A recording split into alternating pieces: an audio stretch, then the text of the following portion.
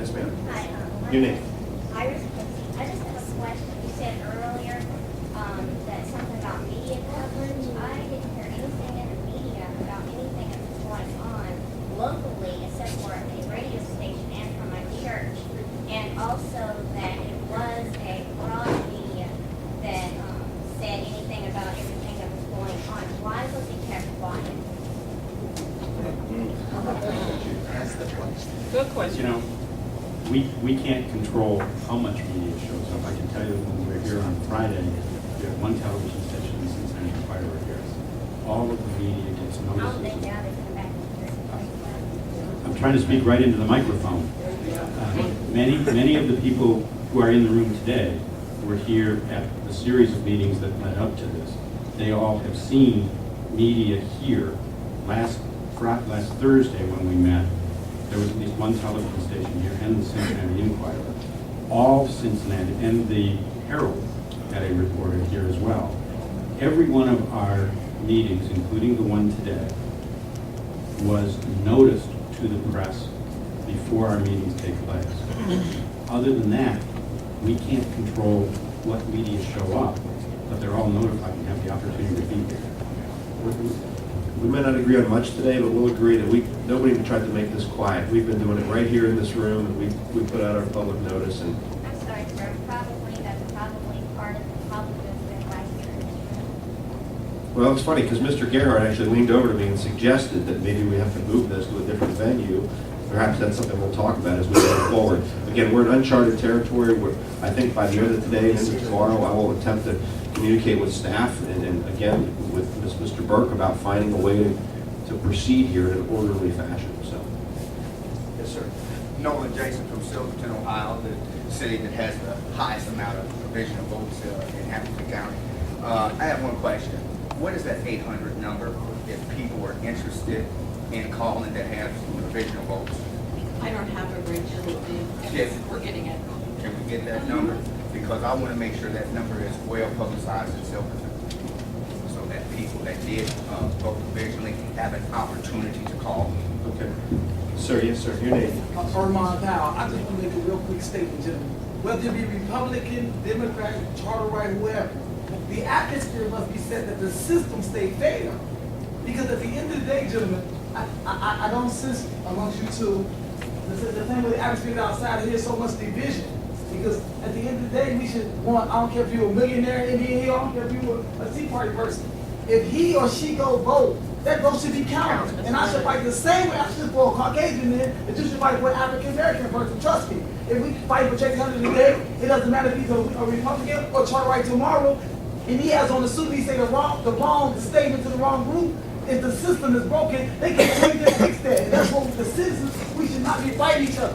We should be fighting for the system to be just. Because we have an unjust system, gentlemen, excuse me. If we have an unjust system, you will be able to control the whole thing. So I ask the people out here, stop fighting each other and hold them accountable to make sure this is a fair meeting. We have, just so you understand, sir, we have one disagreement today. It's whether we do this by questionnaire or whether we do it in person. That's really, and I know it seems like we're divided, but we disagree on that. My concept, Mr. Burke, and I don't want to sense everybody. Sorry, Alex is fine. And the concept to me, what I sense out here is a sense of division, gentlemen. And at the end of the day, you should work together, and I understand the emotional part of it, to make sure that the atmosphere is set that this is a fair and a just system. I'm telling everybody, trust what I'm saying. I've been saying too long. Do not let the people fight each other if we want fairness. And as a whole, that's what we should be shot for. That's all I'm saying. Mr. Sir, go ahead. State your name.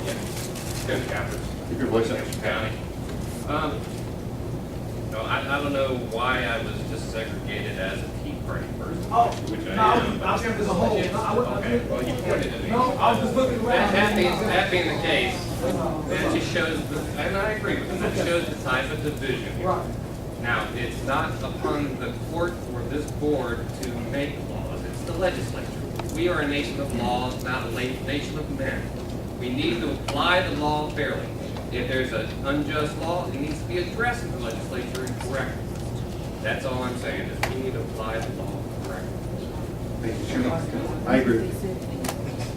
Yes, ma'am. Your name for us. My name is Erica Ferris. I want to know on Thursday, once you get the poll workers that you've subpoenaed in and you question them under oath, once they answer, do you know which answers are going to qualify as poll worker error from the directives that Secretary of State has sent down? I think the answer is yes, from my perspective. I mean, I will use the criteria enunciated by the Secretary in her directives, and those things that are outlined in the poll worker manual, and make a determination as to whether or not that person committed error. The law tells us we are not to presume it. Just like someone is presumed innocent, we're presuming at the beginning of this process that the poll worker did their job. The law requires we make that presumption. If there's evidence that that presumption has been overcome, then, and I believe it, I will, we'll make the determination that poll worker error occurred, and we'll kind of go from there. That's the way I see it playing out at this juncture.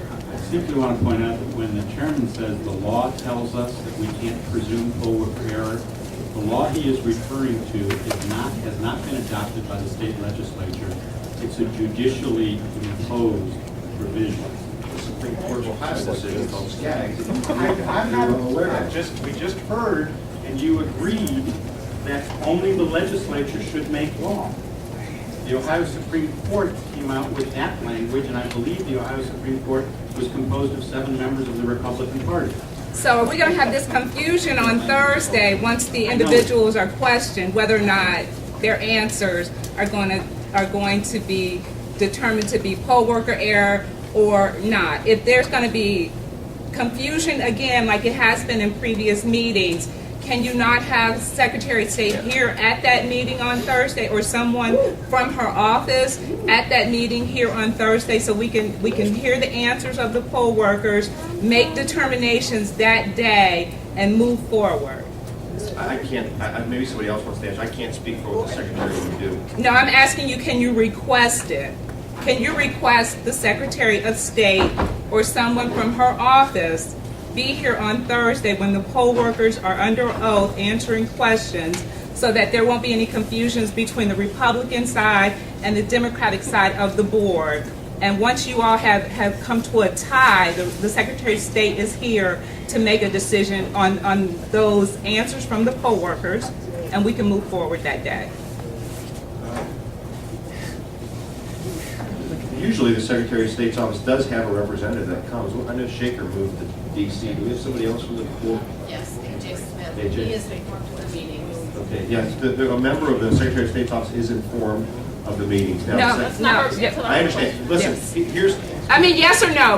Will you request? We know you have the power to do it. Will you do it? Yeah, will We you know do you it? have the authority to do it. Will you do it? That's what her question is. Will you invite the Secretary of State to come down and be there at that meeting? That's her question. the question is, will I request that the Secretary of State come and participate in the board meeting? Yes. And for the particular reason that I stated, Chairman. I mean, this is a brand new world for me. Hadn't even given it a thought. Brand new to me too, but I think that's needed, so I'm giving you that Mr. Fox suggestion. had an answer on Yeah, I that. just wanted to make I think, first of all, I think that's a rather interesting idea that the secretary come and participate in this meeting and be able to have a tie-breaking vote on the spot. I did want to point out, however, that only, I believe, the Secretary of State could do that. None of her employees would have any authority to Okay. essentially provide some advice or comment, but that's about as far as they can go. Okay, so it would be the Secretary of State But here's the herself other- that is needed to be in attendance at that meeting. And So will you invite her? Here's the other problem with what you proposed. Well, I haven't we asked heard her to any do. problem with it. What's the other problem? What do you mean? There's a problem with what you Okay. proposed, and What that is is that? that her manual